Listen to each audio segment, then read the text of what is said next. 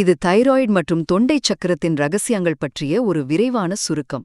உங்க thyroid problem ஆக்சுவலா உங்க பாடியில இல்ல, நீங்க முடக்கி வச்ச உண்மைகள்ல இருக்கலாம் தெரியுமா? ஆமாங்க, சில பேருக்கு எப்பவுமே ஒரு டயர்ட்னஸ், பிரெயின் ஃபாக், அப்புறம் நெக் டைட்னஸ்லாம் இருக்கும். ஆனா அவங்களோட ஆக்சுவல் ப்ராப்ளம் என்ன தெரியுமா? அவங்க மனசுக்குள்ளேயே பூட்டி வச்சிருக்க அந்த சொல்லாத வார்த்தைகள் தான். சரி, இது எப்படி நடக்குதுன்னு 3 முக்கிய குறிப்புகளா பார்க்கலாம்.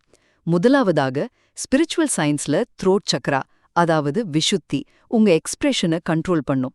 மெடிக்கல் சயின்ஸ்ல பாத்தீங்கன்னா கரெக்டா அதே இடத்துல தான் உங்க தைராய்டு கிளாண்ட் இருக்கு. இது ரெண்டும் ஒரே இடத்துல அமைஞ்சிருக்கிறது வெறும் தற்செயல்னு நினைக்கிறீங்களா? இல்லவே இல்ல. அதுதான் நம்ம குரலுக்கான ஒரு கண்ட்ரோல் ரூம். இரண்டாவதாக, நீங்க தொடர்ந்து உங்க ஃபீலிங்ஸ சப்ரஸ் பண்ணிட்டே இருந்தா, எப்பவும் பீப்பிள் ப்ளீசிங்ல வாழ்ந்தா, இல்லனா சண்டைக்கு பயந்து சைலன்ஸா இருந்தா, உங்க பாடி ஆட்டோமேட்டிக்கா ஸ்ட்ரெஸ் ஹார்மோனை இன்க்ரீஸ் பண்ண ஆரம்பிக்கும்.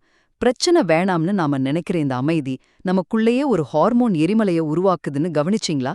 இறுதியாக, இந்த எனர்ஜி பிளாக்கேஜ்னால வர பிசிக்கல் சிம்டம்ஸ், அதனால தான் சில பேருக்கு ஏதோ த்ரோட்ல அடைஞ்ச மாதிரி, எப்பவுமே டயர்டா, வாய்ஸ் ரொம்ப வீக்கா இருக்கிற மாதிரி ஃபீல் ஆகுது. சுருக்கமா சொல்லணும்னா, உங்க தைராய்டு வெறும் உங்க பாடியோட மெட்டபாலிசம் மட்டும் இல்ல, உங்க உண்மையான குரலும் கூட. இந்த தைராய்டுக்கும் த்ரோட் சக்ராவுக்கும் இருக்கிற ஹிடன் கனெக்ஷனை ஃபுல்லா எக்ஸ்பிளைன் பண்ணியிருக்கேன். இத பத்தி மேலும் தெரிஞ்சுக்க முழு வீடியோவை சிந்தனை செல்வம் யூடியூப் சேனல்ல பாருங்க.